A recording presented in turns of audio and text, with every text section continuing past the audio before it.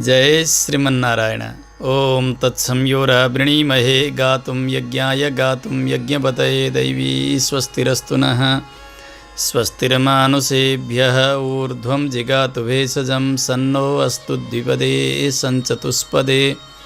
ओम शांति शांति शांतिः। लक्ष्मीनाथसमारम्भां नाथयामुनमध्यमाम् अस्मदाचार्यपर्यन्तां वन्दे गुरुपरम्पराम्। मौद्गल्यवंशं सुलभं सुशीलं रामानुजार्यस्य मताश्रयन्तं श्रीमत्सुखाचार्यकृपैकभाजं श्रीदेवकीनन्दनवर्यमीडे तस्मै रामानुजार्याय नमः परमयोगिने। यश्रुतिस्मृतिसूत्राणाम् अन्तर्ज्वरमसीसमत् आपदामपहर्तारं दातारं सर्वसम्पदां लोकाभिरामं श्रीरामं भूयो भूयो नमाम्यहम्। कृष्णाय वासुदेवाय हरये परमात्मने प्रणतक्लेशनाशाय गोविन्दाय नमो नमः। परम मंगलमय अकारण करुणा वरुणालय भक्तवांछा कल्पतरु भगवान सर्वेश्वर श्रीमन्नारायण प्रभु को अत्यंत ही प्रियतम व्रत एकादशी व्रत, यसको स्वरूप महिमा र यसका फललाई हामीले श्रवण गर्दै गर्दै आज हामी अन्तिम श्रृङ्खलामा प्रवेश गरिरहेका छौँ। 12 महिना छन्। 12 महिनामा 24 पक्षहरू, प्रत्येक पक्षमा एक एक एकादशी, कृष्ण पक्षमा एउटी र शुक्ल पक्षमा एउटी, जम्मा 24 एकादशी हुन्छन्। हामीले गएको कार्तिक कृष्ण पक्षकी एकादशीलाई सुनिसक्दा 23 एकादशीको महिमालाई सुनिसक्यौँ र आज हामी अन्तिम अथवा 24वाँ भागलाई श्रवण गर्नका लागि तयार भएका छौँ। सबै एकादशीको महिमा उत्तिकै छ, चाहे कृष्ण पक्षकी हुन् अथवा शुक्ल पक्षकी। तर पनि विशेष गरी चतुर्मास प्रारम्भ गर्दा हरिशयनी एकादशी र चतुर्मासको समापनका समयमा आज हरिबोधिनी एकादशी, यी दुई एकादशीलाई ठुली एकादशी भन्ने हाम्रो समाजमा चलन छ। ठुली अरूभन्दा विशेष भन्ने अर्थ हो। तर नित्यप्रति जसले प्रत्येक पक्षमा आउने एकादशीलाई निर्वाह गर्दै आउनुभएको छ, त्यसमा व्रत गर्दै आउनुभएको छ भने यी 24 ठुली नै मात्रै हुन् एकादशी। किनभने ठुला देवता भगवान नारायणको व्रत भएको हुनाले कुनै साना होइनन्।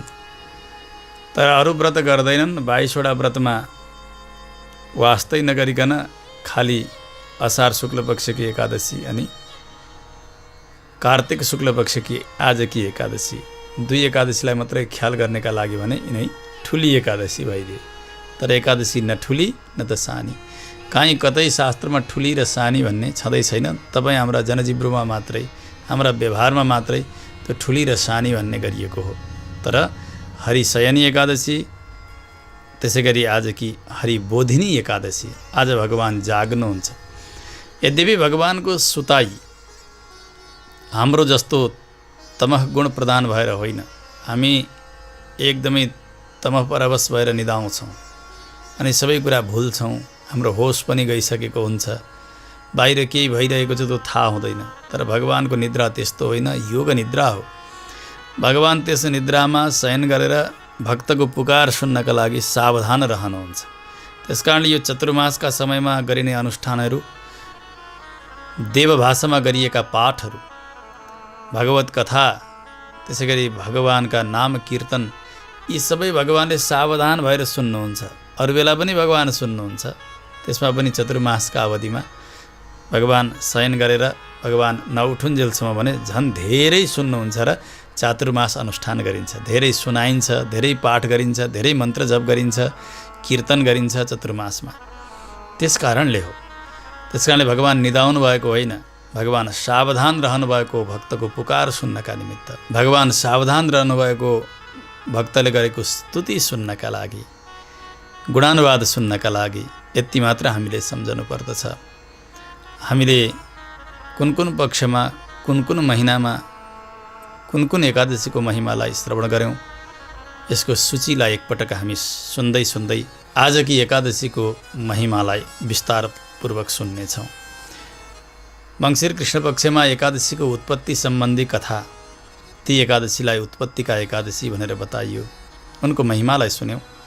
त्यसै गरी मङ्सिर शुक्ल पक्षमा मोक्षदा एकादशी, पुष कृष्ण पक्षमा सफला एकादशी, पुष शुक्ल पक्षमा पुत्रदा एकादशी, माघ कृष्ण पक्षमा सर्तिला एकादशी, माघ शुक्ल पक्षमा भीमा एकादशी, फाल्गुन कृष्ण पक्षमा विजया एकादशी, फाल्गुन शुक्ल पक्षमा आमलकी नाम गरेकी एकादशी, चैत्र कृष्ण पक्षमा पापमोचनी एकादशी, त्यस्तै प्रकारले चैत्र शुक्ल पक्षमा कामदा एकादशी, वैशाख कृष्णमा बरुथिनी एकादशी, वैशाख शुक्ल पक्षमा मोहिनी एकादशी, जेठ कृष्ण पक्षमा अपरा एकादशी, जेठ शुक्ल पक्षमा निर्जला एकादशी, यसै गरी आषाढ कृष्ण पक्षमा योगिनी एकादशी, आषाढ शुक्ल पक्षमा पद्मा एकादशी, त्यसै गरी साउन कृष्ण पक्षमा कामिका एकादशी, साउन शुक्ल पक्षमा पुत्रदा एकादशी, भाद्र कृष्ण पक्षमा हामीले अजा एकादशीको महिमालाई श्रवण गऱ्यौँ। भाद्र शुक्ल पक्षमा हामीले हरिपरिवर्तिनी एकादशी, जसको नाम जयन्ती हो, तिनको महिमालाई सुन्यौँ। यसै गरी आश्विन कृष्ण पक्षमा इन्दिरा एकादशी, आश्विन शुक्ल पक्षमा पापाङ्कुशा एकादशी, त्यसै गरी गएको कार्तिक कृष्ण पक्षमा रमा एकादशीको महिमालाई हामीले श्रवण गऱ्यौँ। यहाँसम्म 23 भाग सम्पन्न भइसकेका छन् र आज 24औं श्रृङ्खलामा कार्तिक शुक्ल पक्षकी एकादशीको महिमा सुन्न हामी सन्नद्ध छौँ। आउँ पहिले देवभाषामा आजकी एकादशीको महात्म्यको पाठ श्रवण गरौँ, त्यस पछाडि यथासमय यसको कथासारलाई पनि हामी सुन्नेछौँ। ओम श्री परमात्मने नमः।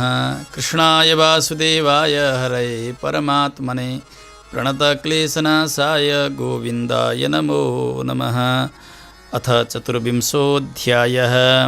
ब्रह्मोवाच प्रबोधिन्याश्च माहात्म्यं पापघ्नं पुण्यवर्धनं मुक्तिप्रदं सुबुद्धीनां शृणुष्व मुनिसत्तमा। प्रबोधिन्याश्च माहात्म्यं पापघ्नं पुण्यवर्धनं मुक्तिप्रदं सुबुद्धीनां शृणुष्व मुनिसत्तमा। तावद् गर्जति विप्रेन्द्र गंगा भागीरथी क्षितौ यावन्नायाति पापघ्नि कार्तिके हरिबोधनी। तावद् गर्जन्ति तीर्थानि ह्या समुद्रं सरांसि च यावत् प्रबोधिनी विष्णोस्तिथिर्नायाति कार्तिकी। अश्वमेधसहस्राणि राजसूयशतानि च एकेनैवोपवासेन प्रबोधिन्यां लवेन्नरः। नारद उवाच एकभुक्तेन किं पुण्यं नक्तभोजने उपवासेन किं पुण्यं तन्मे ब्रूहि पितामह। ब्रह्मोवाच एकभुक्तेन जन्मोत्थं नक्तेन द्विजनुर्भवं सप्तजन्मभवं पापम् उपवासेन नश्यति। यद्दुर्लभं यदप्राप्यं त्रैलोक्येन तु गोचरं यदप्यप्रार्थितं पुत्र ददाति हरिबोधिनी। मेरुमन्दरमात्राणि पापान्युग्राणि यानि तु एकेनैवोपवासेन दहते पापहारिणि। पूर्वजन्मसहस्रैस्तु यद्दुष्कर्म उपार्जितं जागरेण प्रबोधिन्यां दहते तूलराशिवत्। उपवासं प्रबोधिन्यां यः करोति स्वभावतः विधिवन् मुनिशार्दूल यथोक्तं लभते फलम्। यथोक्तं सुकृतं यस्तु विधिवत् कुरुते नरः स्वल्पं मुनिवरश्रेष्ठ मेरुतुल्यं भवेत् फलम्। विधिहीनं तु यः कुर्यात् सुकृतं मेरुमात्रकम् अणुमात्रं न चाप्नोति फलं धर्मस्य नारद। संध्याहीने व्रतभ्रष्टे नास्तिके वेदनिन्दके नैतेषां तिष्ठते देहे धर्मशास्त्रविदूषके।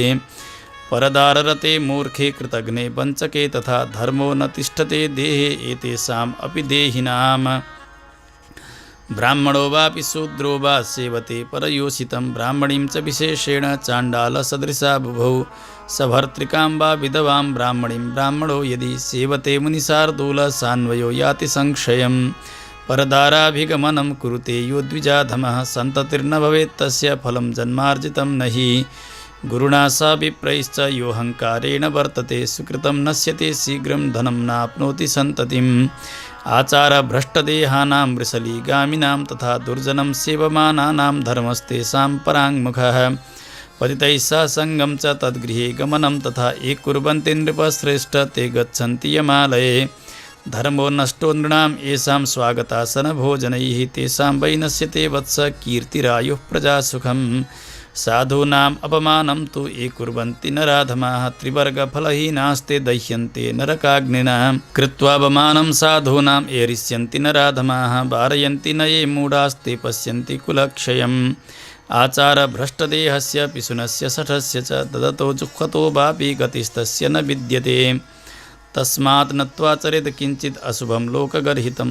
सदाचारवता भाव्यं यथा धर्मो न नश्यति ये ध्यायन्ति मनोवृत्त्या करिष्यामः प्रबोधिनीं तेषां विलीयते पापं पूर्वजन्मशतोद्भवम् समतीतं भविष्यं च वर्तमानं कुलायुतं विष्णुलोकं नयत्यासु प्रबोधिन्यां तु जागरे वसन्ति पितरोरिष्टा विष्णुलोके त्यलङ्कृताः विमुक्ता नारकैर्दुःखैः पूर्वकर्मसमुद्भवैः कृत्वा तु पातकं घोरं ब्रह्महत्यादिकं नरः कृत्वा तु जागरं विष्णोर्धौतपापो भवेन्मुने दुष्प्राप्यं यत्फलं रम्यैरश्वमेधादिभिर्मखैः प्राप्यते तत्सुखेनैव प्रबोधिन्यां तु जागरे आप्लुत्य सर्वतीर्थेषु दत्त्वा गाः काञ्चनं महिं न तत्फलमवाप्नोति यत्कृत्वा जागरं हरेः जातः स एव सुकृते कुलं तेनैव पावितं कार्तिके मुनिशार्दूलकृता येन प्रबोधिनी यथा ध्रुवं नृणां मृत्युर्धननाशस्तथा ध्रुवम् इति ज्ञात्वा मुनिश्रेष्ठ कर्तव्यं वैष्णवं दिनं यानि कानि च तीर्थानि त्रैलोक्ये सम्भवन्ति च तानि तस्य गृहे सम्यग् यः करोति प्रबोधिनीम्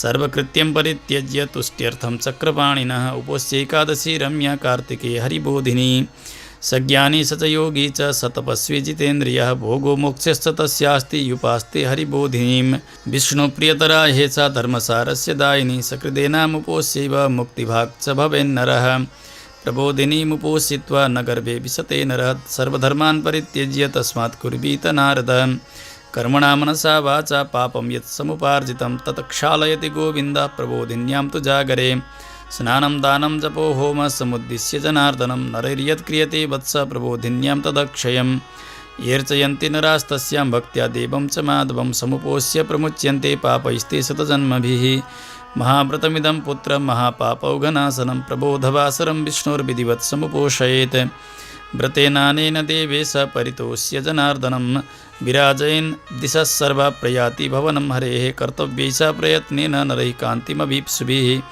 एकादशीं ऋषिश्रेष्ठ कार्तिके तु प्रबोधिनीं बाल्ये यच्चार्जितं वत्स यौवने वार्धके तथा शतजन्मकृतं पापं स्वल्पं वा यदि वा बहु शुष्कमार्द्रं मुनिश्रेष्ठ स्वगुह्यमपि नारद तत् क्षालयति गोविन्दमस्यामभ्यर्च भक्तितः धनधान्यवः पुण्या सर्वपापहरा परा तामुपोष्य हरिर्भक्त्या दुर्लभं न भवेत् क्वचित् चन्द्रसूर्योपरागे च यत्फलं परिकीर्तितं तत्सहस्रगुणं प्रोक्तं प्रबोधिन्यां तु जागरात् स्नानं दानं जपो होमः स्वाध्यायोऽभ्यर्चनं हरेः तत्सर्वं कोटितुल्यं तु प्रबोधिन्यां तु यत् कृतं जन्म प्रभृति यत् पुण्यं नरेणाभ्यर्चितं भवेत् वृथा भवति तत्सर्वम् अकृत्वा कार्तिकव्रतम् अकृत्वा नियमं विष्णोः कार्तिकं यः क्षिपेन्नरः जन्मार्जितस्य पुण्यस्य फलं नाप्नोति नारद तस्मात् त्वया प्रयत्नेन देवदेवो जनार्दनः उपासनीयो विप्रेन्द्र सर्वकामफलप्रदः परान्नं वर्जयेद् यस्तु कार्तिके विष्णुतत्परः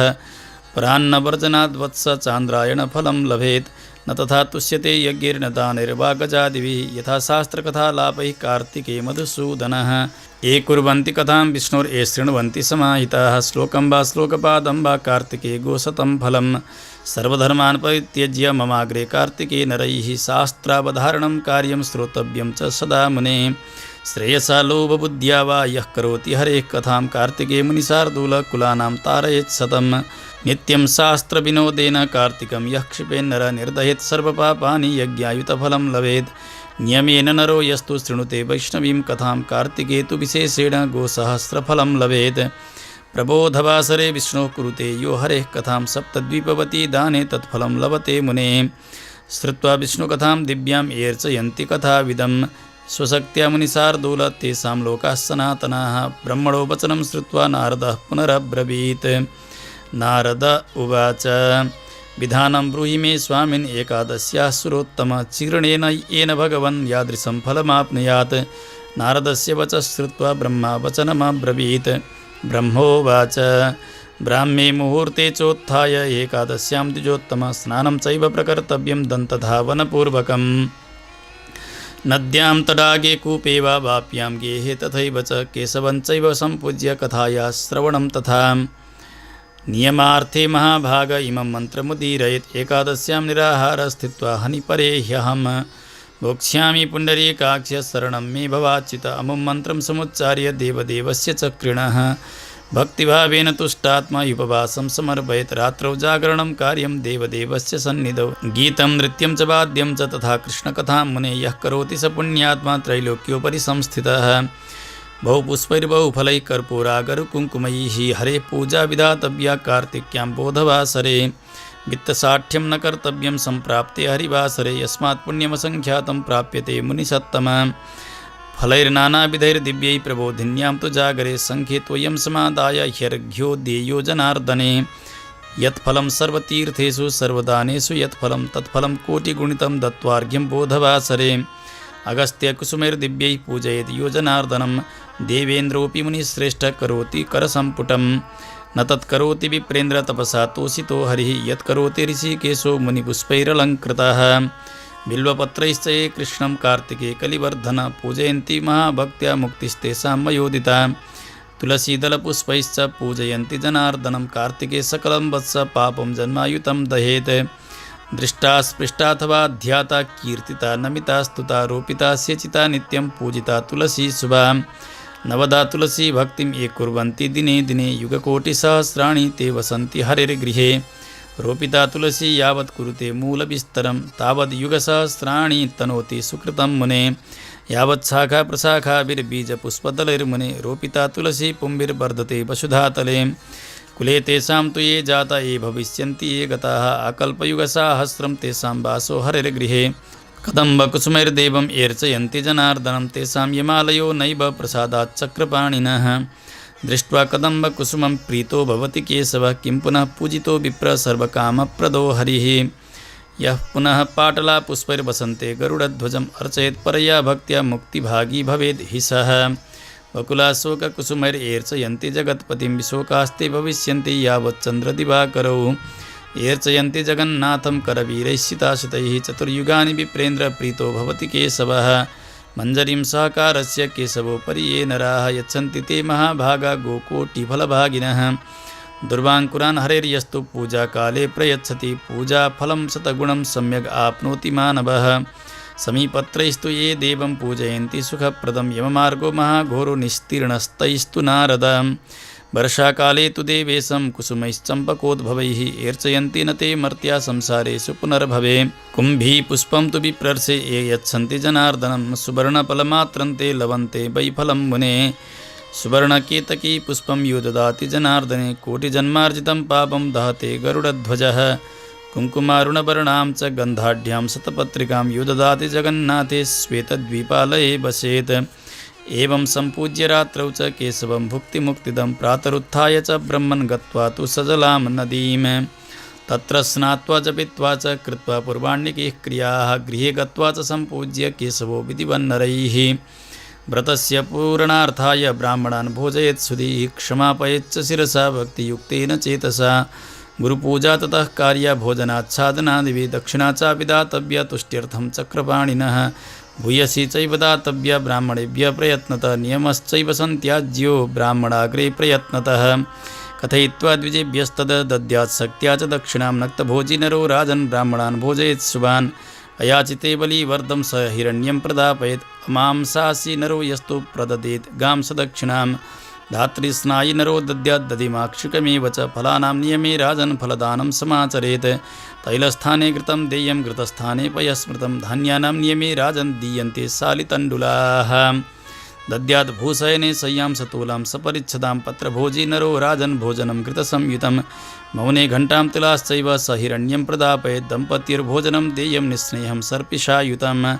धारणेन स्वकेशानाम् आदर्शं दापयेत् बुधः उपानौ प्रदातव्ये उपानत्परिवर्जनात् लवणस्य च सन्त्यागे शर्करां च प्रदापयेत् नित्यं दीपप्रदेयस्तु विष्णोर्वा विबुधालये सदीपं सघृतं ताम्रं काञ्चनं वा दशायुतं प्रदद्याद् विष्णुभक्ताय सम्पूर्णव्रतहेतवे एकान्तरूपवासे तु कुम्भानष्टौ प्रदापयेत् सवस्त्रान् काञ्चनोपेतान् सर्वान् सालङ्कृतान् शुभान् सर्वेषामप्यलाभे तु यथोक्तकरणं विना द्विजवाक्यं स्मृतं राजन् सम्पूर्णव्रतसिद्धिदम् नत्वा विसर्जयेत् विप्रान् ततो भुञ्जीत च स्वयं यत्यक्तं चतुरो मासान् समाप्तिं तस्य चाचरेत् एवं य आचरेत् प्राज्ञः सोऽनन्तफलमाप्नुयात् अवसाने तु राजेन्द्र वासुदेवपुरं व्रजेत् यश्चाविघ्नं समाप्यैवं चातुर्मास्य व्रतं नृपः स भवेत् कृतकृत्यस्तु न पुनर्मानुषो भवेत् एतत् कृत्वा महीपाल परिपूर्णं व्रतं भवेत् व्रतवैकल्यमासाद्य ह्यन्धः कुष्ठी प्रजायते एतत्ते सर्वमाख्यातं यत्पृष्टोऽहं त्वया पठनात् श्रवणात् वापि लभेत् गोदानजं फलम्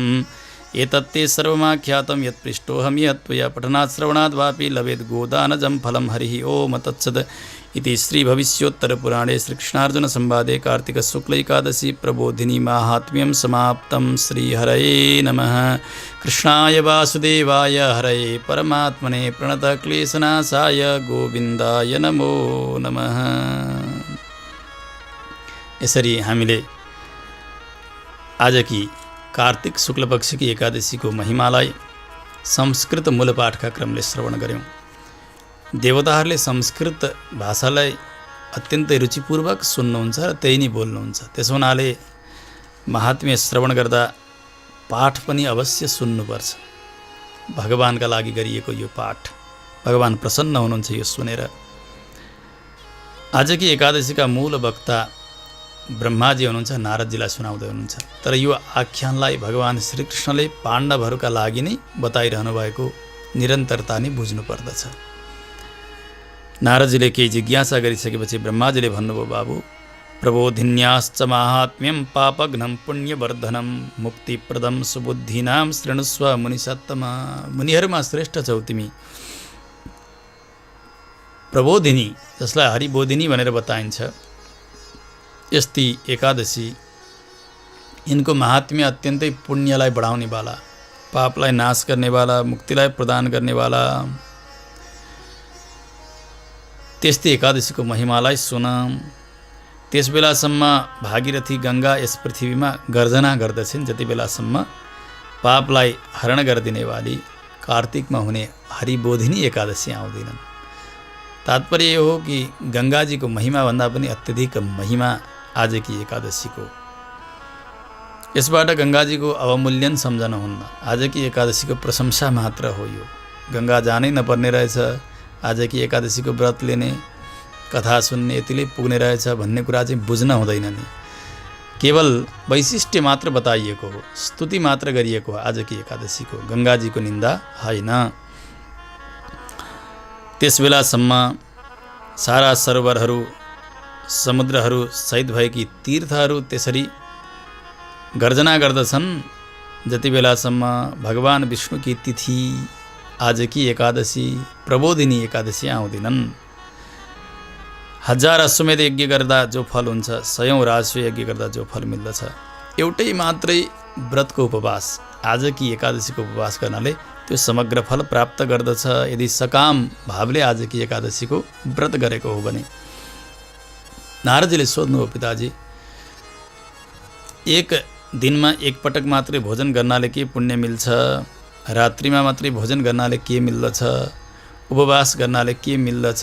त्यो पनि विस्तारपूर्वक बताइदिनुहोस्। विशेष गरी चातुर्मास व्रतका लागि यो जिज्ञासा हो भनेर सम्झनुपर्छ। चातुर्मासमा एक पटक मात्रै अन्न ग्रहण गरेर चातुर्मास बिताउने धेरैजना हुनुहुन्छ। अनि कोही रात्रिमा मात्रै भोजन गर्ने हुनुहुन्छ, कोही फलाहार गर्नेवाला हुनुहुन्छ। अब यस बेला उपवास गरेरै 4 महिना बिताउने त कथा धेरै पुरानो भइसक्यो भनेर सम्झिँदा पनि हुन्छ। 4 महिना उपवास गर्ने त्यस्ता सिद्ध त दुर्लभै प्रायः अहिले यस बेला। ब्रह्माजीले भन्नुभयो, बाबु सुन, एक पटक मात्रै दिनमा भोजन गर्दछ उसले एक जन्मको पाप सबै नाश गर्यो भनेर जान्नु। रातमा मात्रै खान्छ भने उसले 2 जन्मको पापलाई समाप्त पार्यो। त्यसै गरी पुरा एक अहोरात्र, एक दिन एक रात, पुरै 24 घण्टासम्म जसले उपवास गर्छ भने उसले 7 जन्मदेखिका पापहरू सबै ध्वस्त गर्यो भनेर जान्नु। यस्तो पुण्य प्राप्त हुन्छ। त्यस्ता दुर्लभ फलहरू पनि प्राप्त हुन्छ यदि उपवास इत्यादि गरेर उसले व्रत गरेको छ, चातुर्मास व्रत सम्पन्न गरेको छ भने। सुमेरु पर्वत समान उग्र उग्र पापको थुप्रो लागेको छ भने पनि एकै मात्रै उपवास, त्यसमा पनि आजकी हरिबोधिनी एकादशीको उपवासले नै सबै जलेर समाप्त हुन्छ। जति जति पूर्वजन्ममा हामीले हजारौँ हजार दुष्कर्महरू गऱ्यौँ, हजारौँ जन्म लिएर असङ्ख्य दुष्कर्महरू, पापको एउटा ढेर भएको छ। मानौ एउटा रुईको पर्वतमा अलिकति सलाई कोरेर आगो लगाइदिने हो भने त्यो भित्रभित्रै जलेर त्यो खरानी हुन्छ जसरी, यसै गरी हामीले हजारौँ जन्ममा कमाएका ती अपराधहरू सबै पहाड जस्ता भएर रहेका छन्। आजकी एकादशीको उपवास गर्नाले त्यो पहाड जस्तो बनेको पाप राशि, त्यो रुवाको पहाड जलेर खरानी भए जस्तै गरिकन समाप्त भएर जान्छ। विधिपूर्वक आजकी एकादशीको उपवास गर्नुपर्छ। थोरै मात्रै पनि उसले उपवास श्रद्धासँग गरेको छ, अलिकति मात्रै उसबाट पुण्य हुन सक्यो भने पनि त्यसले मेरु तुल्य, सुमेरु पर्वत तुल्य फल प्राप्त गर्दछ भनेर जान्नु। यदि विधिलाई छोडेर अविधिपूर्वक कसैले उपवास गर्दछ भने उसले सुमेरु पर्वत बराबर केही कर्म गरेको होस् तर पनि त्यसले कुनै प्रकारको फल प्रदान गर्दैन, त्यो निष्फल हुन्छ भनेर जान्नु। किनभने जसले सन्ध्या गर्दैन, व्रतमा भङ्ग गरेको छ व्रतलाई, त्यसै गरी नास्तिक छ, वेदलाई निन्दा गर्नेवाला छ, त्यस्ता अपराधीका शरीरमा धर्म कहिल्यै पनि बस्दैन।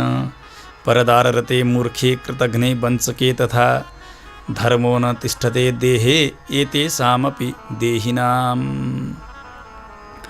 जो परपत्नी गमन गर्दछ, मूर्ख छ, कसैले गरेको उपकारलाई बिर्सन्छ, त्यस्तो कृतज्ञ छ, जो ठग छ, त्यस्ता अपराधीका शरीरमा पनि धर्म टिक्दैन। त्यस्तै प्रकारले जो सदैव परपत्नीमा दृष्टि लगाउँछ, चाहे त्यो ब्राह्मणै होस् तर त्यो पनि शूद्र समान हो अथवा चाण्डाल समान हो भनेर त्यसलाई जान्नु पर्दछ। गुरुका साथमा जसले अहङ्कार गरेर म तिमीभन्दा जान्ने भन्छ, गर्छ, त्यस्तो अपराधी उसले जतिसुकै पुण्य गरेको भए तापनि सारा ती सुकृतहरू नाश भएर जान्छन्, खरानी भएर जान्छन्। त्यस कारणले गुरुसँग, आचार्यसँग कुनै प्रकारको द्वेष गर्न हुन्न। शिष्यले उहाँको उपकारलाई सम्झनुपर्छ, चित्त बुझेन भने अलग्ग बस्नुपर्छ, तर मुखमुखै लाग्नु अथवा उहाँको जरो खन्ने त्यस्तो काम गर्नुहुन्न। त्यसले नरकको बाटो खन्यो भनेर जान्नुपर्छ। यदि आफ्ना गुरुको विपरीत कोही चल्दछ अथवा निन्दा गर्दछ भने आचार भ्रष्टदेहानां वृषलीगामिनां तथा दुर्जनम सेवमानानां धर्मस्तेषां पराङ्मुख। तिनीहरूबाट धर्म टाढै रहन्छन्। जो आचार भ्रष्ट, जो आचारहीनाः न पुनन्ति वेदाः, जो आचारहीन व्यक्ति छ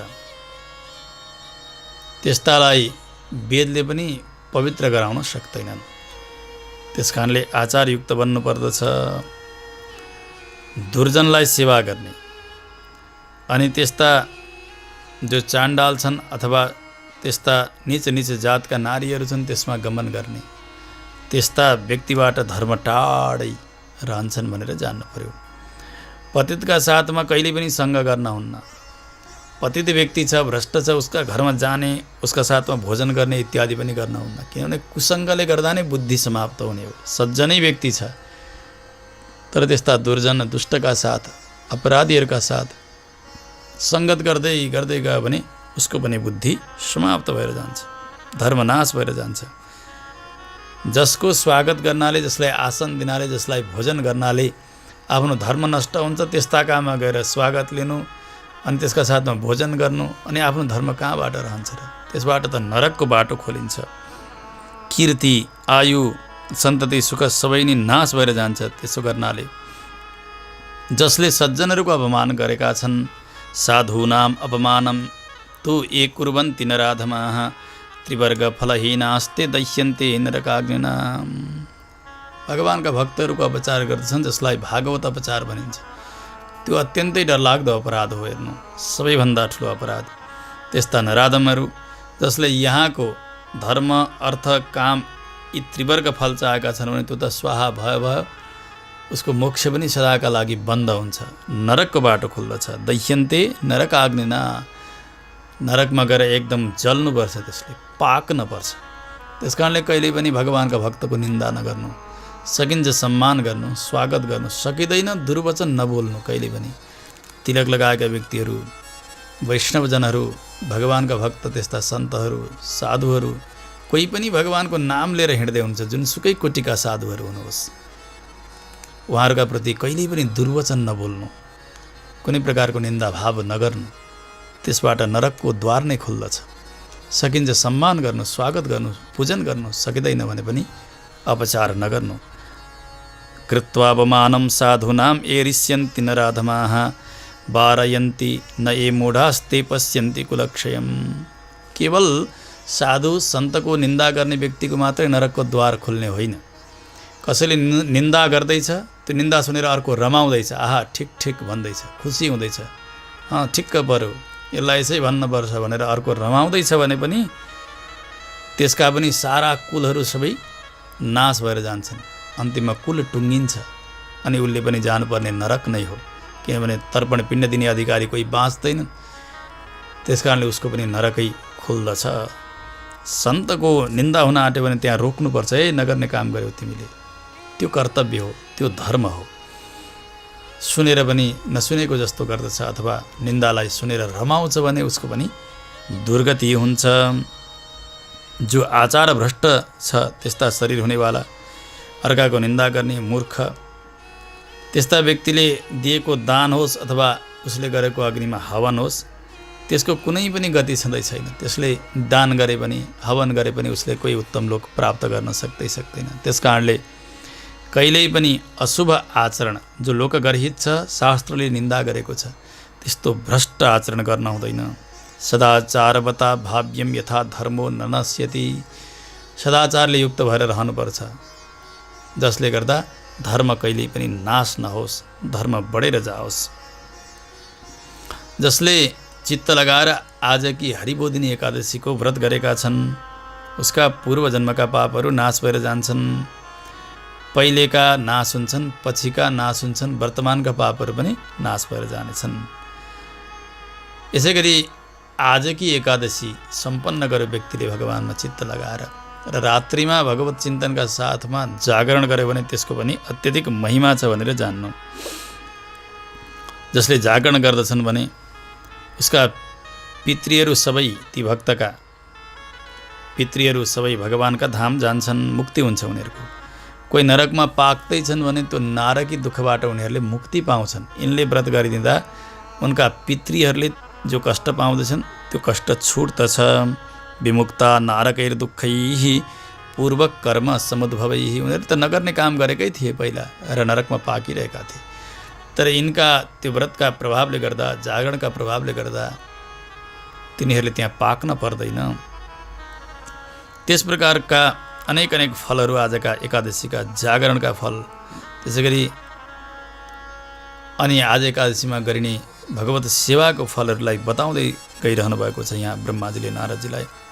जातस्य एव सुकृते कुलं तेनैव पावितं कार्तिके मुनिशार्दूल कृता येन प्रबोधिनी।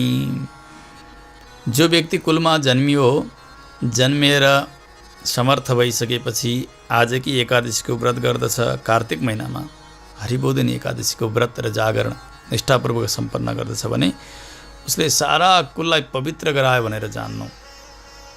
जसरी मृत्यु ध्रुव छ, सत्य छ, त्यसको कसैले पनि टारेर टर्दैन, अवश्यम भाविता। यसै गरी धननाश पनि निश्चित छ, किनभने एक दिन ऊ जान्छ, धन यहीँ छुट्छ। यस व्रतका प्रभावले उसको पनि गति हुन्छ, उसका पितृहरूको पनि गति हुन्छ। व्यक्तिले सबै चिज संसारमा भुलोस्, तर दुई चिजलाई कहिले पनि नभुल्नु।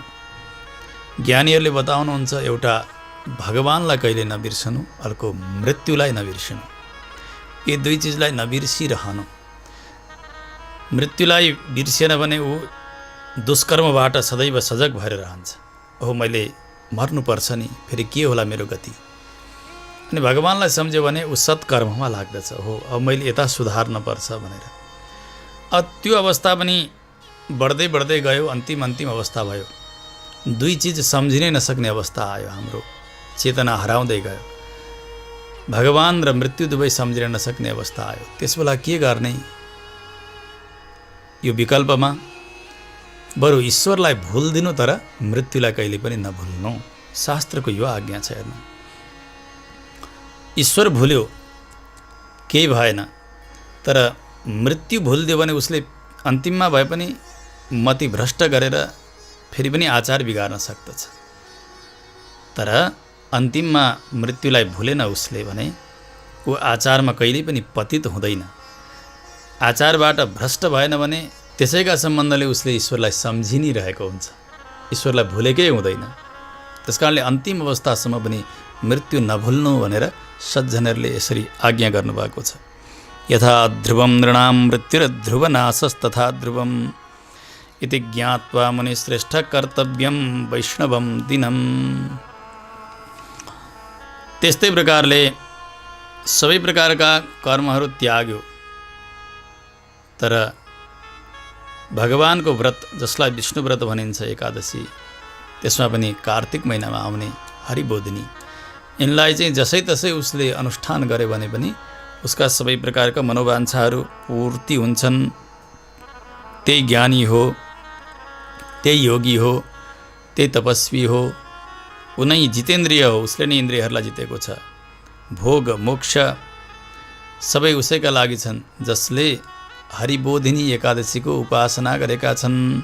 सज्ञानी सचयोगी च सतपस्वी जितेन्द्रियः भोगो मोक्षश्च तस्यास्ति ह्युपास्ते हरिबोधिनीम्।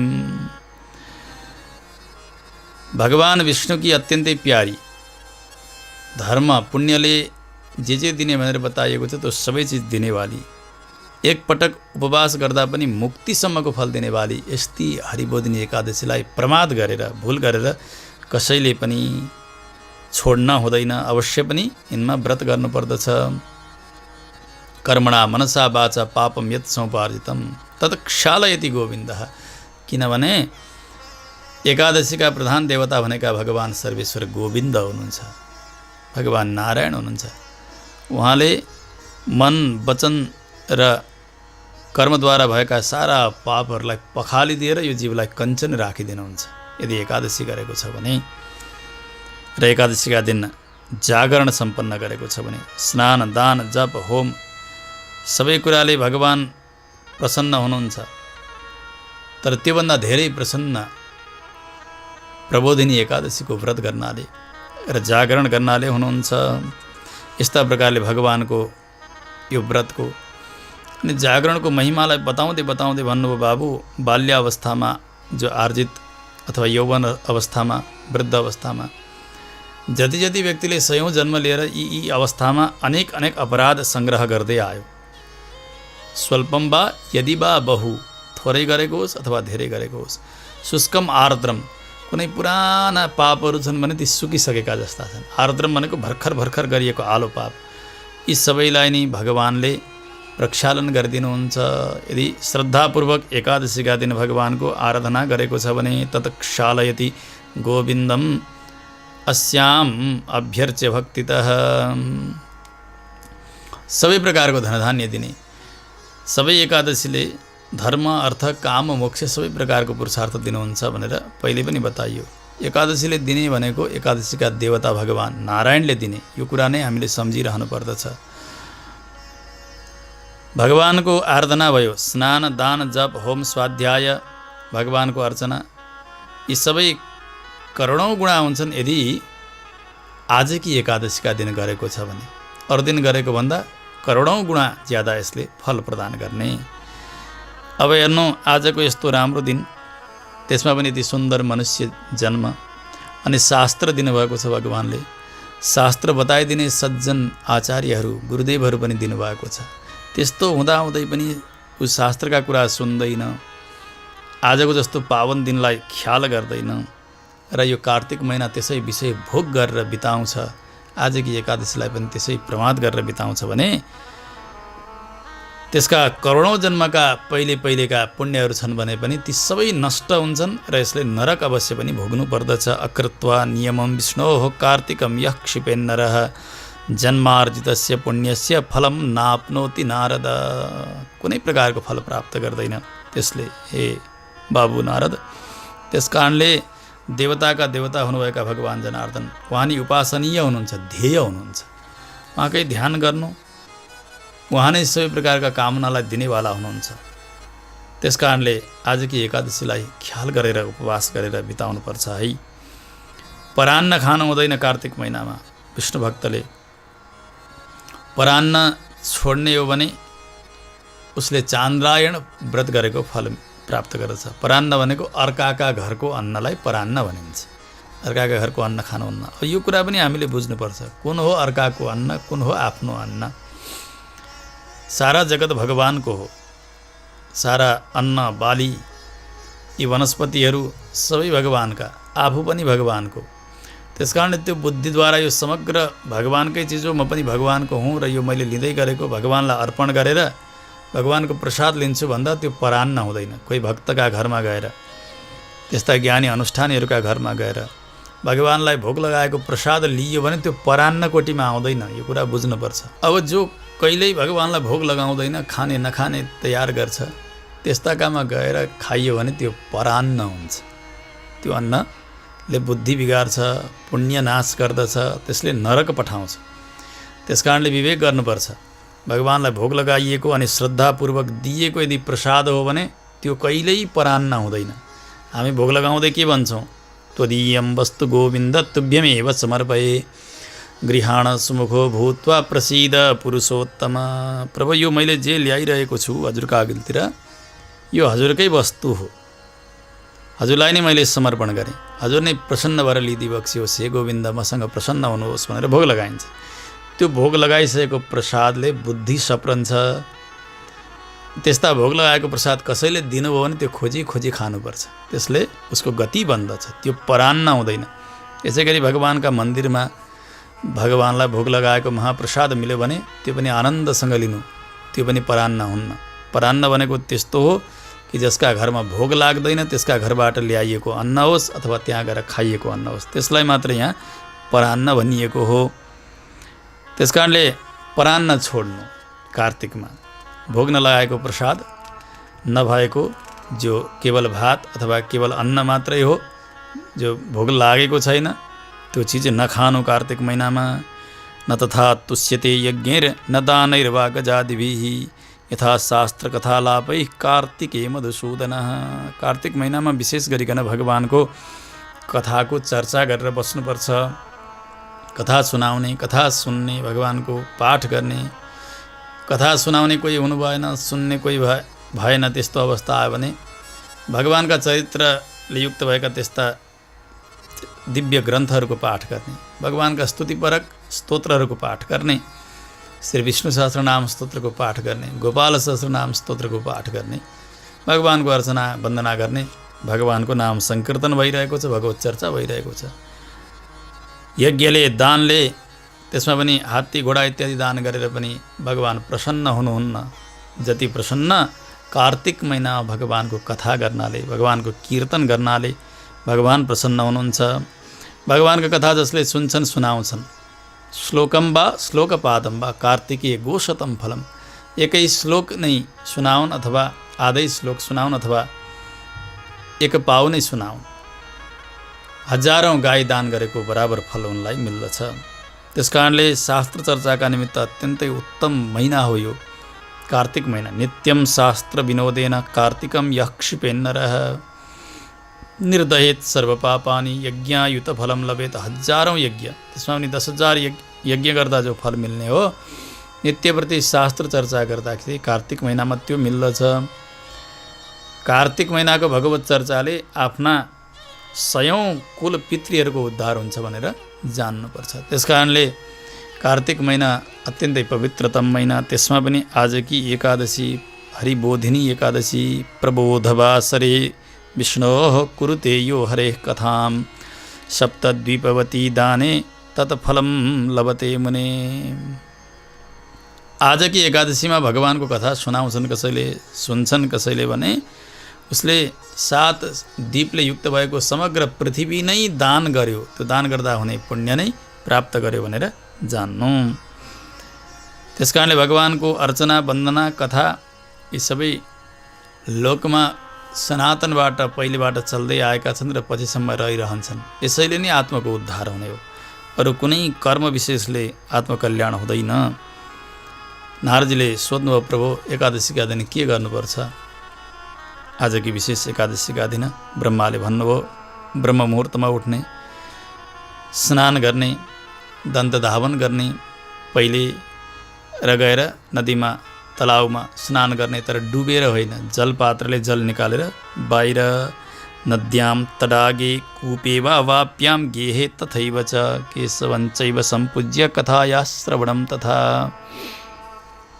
स्नान गर्ने, स्नान गर्दा पनि भगवत चिन्तनका साथसाथमा घरकै कुवामा अथवा स्नान घरमै पनि स्नान गर्न सकियो, तर भगवत चिन्तनका साथ समग्र कावेरी विरजा आदि गरेका सारा नदीहरूलाई त्यहीँ आह्वान गरेर म त्यहाँ स्नान गर्दैछु भन्ने भावले नै स्नान गर्नुपर्दछ। अनि आफू निराहार बस्ने हो भने भगवानसँग यस्तो प्रार्थना गरेर अनुज्ञा लिनुपर्छ, भगवानसँग आज्ञा लिने। भोक्ष्यामि पुण्डरीकाक्ष शरणं मे भवाच्युत एकादश्यां निराहार स्थित्वा हनि परेह्यहम। एकादशीका दिन हे भगवान, हे कमलनयन, म निराहार बस्नेछु र द्वादशीका दिन मात्रै हजुरलाई भोग लगाएर अनि भोजन गर्नेछु।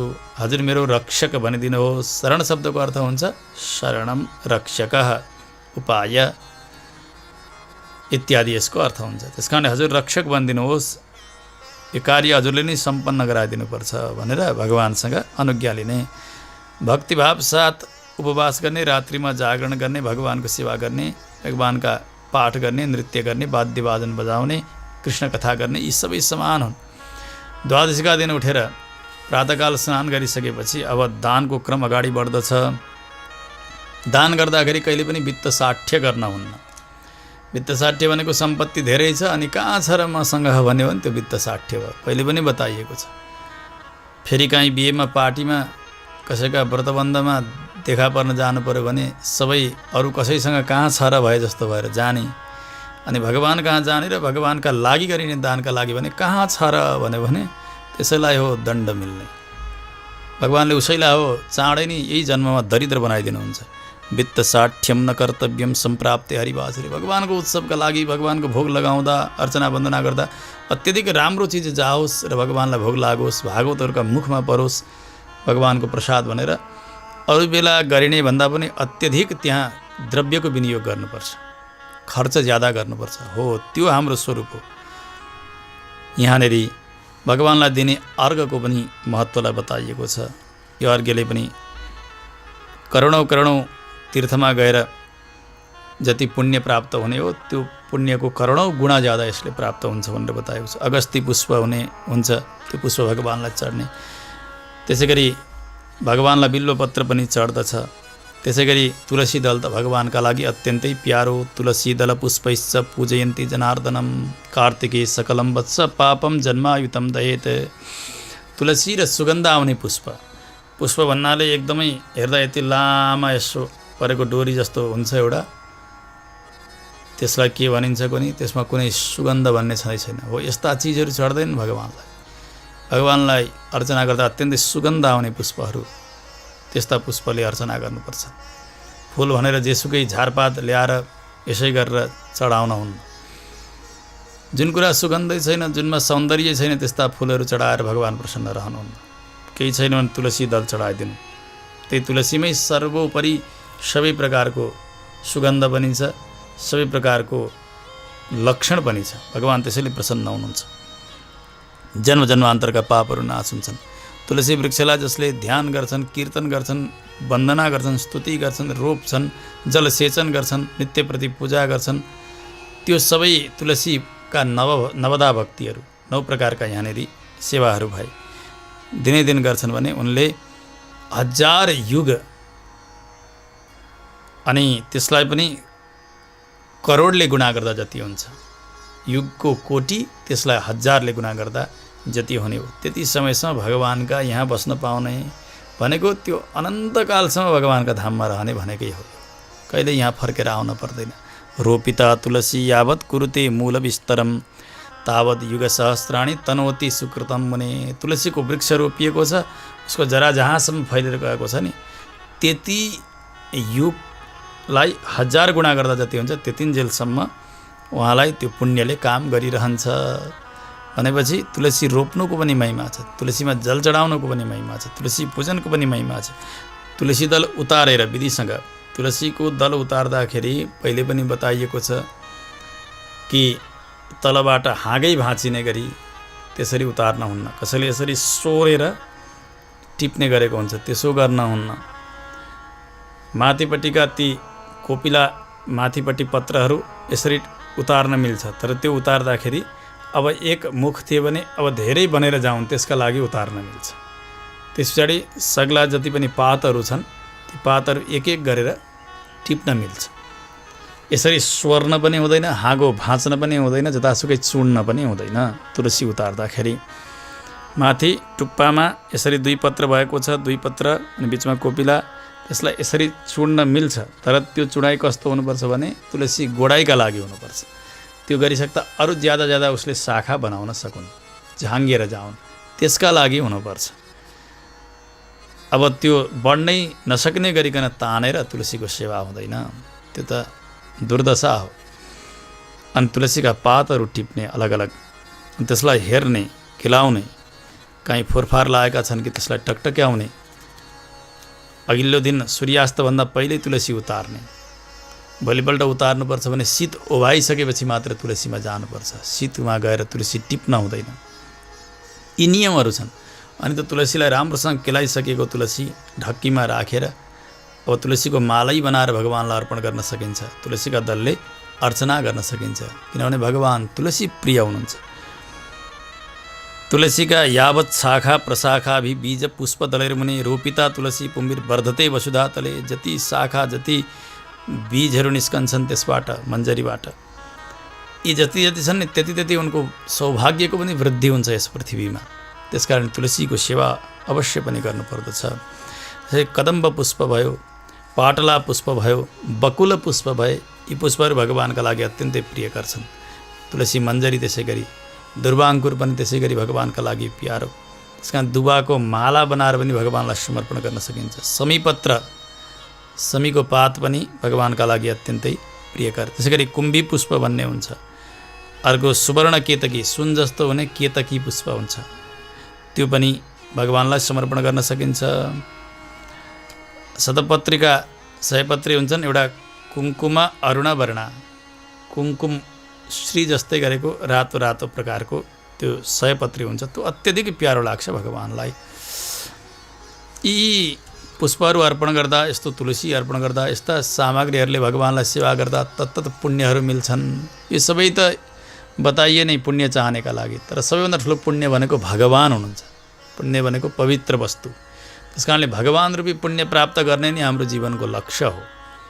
अरू सामान्य पुण्य, स्वर्ग गएर सुख भोग्ने अनि फेरि यहीँ जन्मिन आउने, यस्तो दुर्दशाका लागि हामीले व्रत गर्न हुन्न।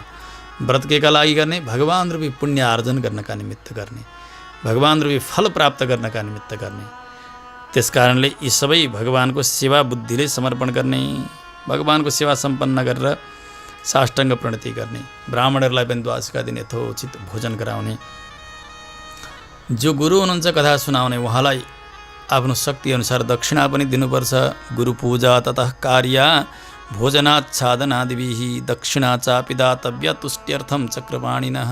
वाचकको सेवा गरियो भने, उहाँले जसले कथा सुनाइरहनु भएको छ उहाँको सेवा भयो भने साक्षात् भगवानको सेवा हुन्छ। किनभने व्यासम वसिष्ठ नप्तारम व्यासाय विष्णु रूपाय इत्यादि मन्त्रद्वारा उहाँलाई साक्षात् भगवान नारायणकै रूपले सेवा गरिएको हुन्छ। त्यसो हुनाले भगवान प्रसन्न रहनुहुन्छ। भूयसी दक्षिणा इत्यादि दिने। अनेक नियमहरू पालन गरिएको हुन्छ। चतुर्मासमा यो खान्न त्यो खान्न ऊ खान्न भनेर कसैले जिज्ञासा गर्नुभएको थियो हाम्रै कथाका श्रृङ्खलामा। गुरु महलाई त धेरै राम्रो मानिएको छ, तर दशमीकै दिन मह नखाने, एकादशीमा नखाने आदि आयो नि, यो कसरी जान्नु भनेर। मह यसै खाइयो भने त्यो मह खाएको दोष लाग्छ, मह त्याज्य हुन्छ, व्रतका दिन मह खान हुन्न। तर भगवान्लाई पञ्चामृतले स्नान नगराई हुँदैन। भगवान् सर्वेश्वर सालग्रामलाई स्नान गराउँदा पञ्चामृत, त्यसै गरी पञ्चामृत मधुपर्क इत्यादि तयार गरेर भगवान्लाई भोग पनि लगाइन्छ। त्यसबेला त्यहाँ मह भन्ने हुँदैन। भगवान्लाई स्नान गराउँदा प्रयोग भएको मह, दुध, दही, घिउ, शक्कर, यसले स्नान गराउँदा बनेको जो तीर्थ हुन्छ त्यो तीर्थ मात्रै हुन्छ, त्यो मह हुँदैन। त्यसरी भगवान्का सेवाका लागि, स्नानका लागि समर्पित भएको त्यो मह नामको हुँदैन। त्यो जसरी चामल हुन्जेल चामल हुन्छ, पकाइसकेपछि भात भनिन्छ, भोग लगाइसकेपछि प्रसाद बन्छ, त्यसैको नाम। जसरी धागो हुन्छ अनि त्यसलाई बुनिसकेपछि कपडा हुन्छ, त्यसले धागोको व्यवहार गर्न सकिँदैन। जसरी यसै गरी भगवान्का सेवाका निमित्त प्रयोग गरियो, भगवान्लाई स्नान गराइयो भने त्यो मह भन्ने अस्तित्व त्यसले छोडिदिन्छ, त्यो हुन्छ पञ्चामृत। त्यसै गरी भोग लगाइएको छ भने, स्नान गराइएको छ भने त्यो तीर्थ हुन्छ। त्यो तीर्थ लिँदा मह खाएको दोष हुँदैन, त्यसबेला मह अवश्य पनि प्रयोग हुन्छ। तर छुट्टै मह चाट्ने, मह खाने आदि चाहिँ निषेध हो। यो कुरा हामीले सम्झनु पर्दछ। यस प्रकारले भगवान्लाई नित्य दीप प्रज्वलन गर्ने, कार्तिक दीपको पनि यहाँ महत्त्व बताइएको छ। यस्ता प्रकारले कार्तिक महिनासम्म भगवान् शयन गरेका समयबाट भगवान् जाग्ने आजका तिथिसम्म चातुर्मास व्रत भनिन्छ यसलाई। पूर्णिमामा प्रारम्भ भएको छ भने अब आउने पूर्णिमामा त्यो पूर्ण हुन्छ। यसै गरी श्रावण सङ्क्रान्तिबाट चातुर्मासलाई हिसाब गरिएको छ भने कार्तिक मासान्तसम्म चातुर्मास नै भनिन्छ। अधिक मासले अलिकति धकेलेर कहिलेकाहीँ मङ्सिरमा पनि कार्तिक महिना प्रवेश भएको हुन्छ। यो अधिक मासका कारणले भएको हो, यो कुरा हामीले जान्नुपर्छ। यसरी व्रत गर्ने हो भने, चातुर्मास्य व्रत गर्ने, भगवान्की प्यारी एकादशी व्रत गर्ने हो भने भगवान् प्रसन्न रहनुहुन्छ। यश्चा विघ्नं समाप्यैवं चातुर्मास्य व्रतं नृप स भवेत् कृतकृत्यस्तु न पुनर्मानुषो भवेत्। अहिले बताइए अनुसारले विधिपूर्वक भगवान्को सेवा गरेर चातुर्मास्य व्रत सम्पन्न गर्यो कसैले, भगवान् शयन गरेबाट भगवान् उठ्ने बेलासम्म। यसबाट के जान्नुपर्छ, यो चातुर्मास व्रत भनेको भगवान् नारायणकै व्रत विशेष हो यो। किन भगवान् शयन भएका मितिबाट भगवान् जागेका मितिसम्म गरिन्छ। त्यस कारणले भागवत सम्बन्धी जति पनि चर्चा कथाहरू छन् यस बेला गरिनुपर्दछ। यो पावन समय हो, यो व्रतको उत्तम समय हो चातुर्मास व्रत। बडे ऋषिहरूले पनि परम्पराद्वारा यो चातुर्मास नै गर्दै आउनुभएको छ। त्यागी, सन्यासी, विरक्त महात्माहरूले पनि चातुर्मास व्रत विशेष प्रकारले अनुष्ठान गर्नुहुन्छ। किनभने यो भगवान् नारायणको व्रत हो। भगवान् सुतेका समयबाट भगवान् जागेका समयसम्म गरिने व्रत। र यसबेला भगवान् सुत्नु भनेको सावधान भएर उनीहरूको पुकार सुन्नका लागि, उनीहरूको सेवा लिनका लागि सुत्नु भएको। अरू बेला भन्दा पनि अति जागरुक हुनुहुन्छ भक्तका लागि भगवान् चतुर्मासमा। त्यस कारणले चतुर्मास व्रतको उत्तम फल महिमालाई यहाँ बताइयो। चतुर्मास अन्तर्गत अन्तिम एकादशी, आजकी एकादशी जसलाई हरिबोधनी एकादशी, प्रबोधनी एकादशी इत्यादि भनिन्छ, यिनको पनि महिमालाई बताइयो। यो व्रत सम्पन्न गर्ने व्यक्तिले कहिल्यै फेरि संसारमा मनुष्य भएर जन्मनु पर्दैन, भगवान्का धाममा बस्दछन्। अनि यदि व्रत पूर्ति गर्दैनन्, व्रतमा प्रमाद गर्दछन् भने, अथवा यसको अनसुनी भनिन्छ नि, अनदेखा गर्दछन् र नचाहिँदो गर्छन् भने यिनले जन्मान्तरसम्म अन्धो भएर जन्मनुपर्छ, कुष्ठरोगी भएर जन्मनुपर्छ। त्यस कारणले पनि अवश्य यो व्रत गर्ने। सबै प्रकारको तपाईँले सोधे अनुसारले मैले बताएँ भनेर ब्रह्माजी र नारदजीको संवाद ल्याएर भगवान् श्रीकृष्ण कथाको उपसंहार गर्दै हुन्छ। महाराज जे जिज्ञासा गर्नुभएको थियो एकादशीका लागि, उत्पत्तिका एकादशीबाट प्रारम्भ गरेर आजकी एकादशीसम्म समग्र एकादशीको महिमालाई मैले गान गरेँ तपाईँले सोधे अनुसार। यसलाई सुन्नाले, पढ्नाले पनि अत्यधिक फल मिल्दछ, गोदान गरेको फल मिल्दछ, उत्तम फल मिल्दछ भनेर आजकी एकादशीको महिमालाई पनि भगवान् श्रीकृष्णले सुनाउनु भयो। यो आख्यान ब्रह्माले नारदजीलाई सुनाउनु भएको छ। हामीले पनि यहाँ यथोचित समयमा यथाधीतम यथामतिका अनुसार, आफ्ना बुद्धि अनुसार हामीले पनि यस प्रविधिका माध्यमबाट विश्वमा जहाँ कहीँ रहेर पनि कथा सुन्दै हुनुहुन्छ यहाँहरू सबैलाई सुनायौँ। भगवान् स्वयं यहाँ श्रोता बनेर बस्नुभएको छ र यहाँहरू नै यो माध्यमद्वारा श्रोता बन्नुभएको छ र यो चतुर्मास व्रत पनि सम्पन्नतर्फ उन्मुख भएको छ र आजकी एकादशी उत्तम एकादशीको महिमा र यो एकादशीको कथा सुन्ने सुनाउने अवसर प्रदान गर्नुभयो खास गरी आयोजक बनेर स्पेन निवासी श्री सुरेश पौडेलजी र उहाँकी धर्मपत्नी गीता खनाल पौडेल र उहाँका पिता माता सहित पौडेल परिवार सबैले उहाँहरूप्रति र यहाँहरू कथा सुन्ने सम्पूर्ण भक्त भागवतहरूप्रति भगवानको अटुट कृपाको वर्षा बनिरहोस्। हामी सबैमा भगवानको दृष्टि बनोस् र भगवानप्रति हाम्रो दृष्टि बनिरहोस्।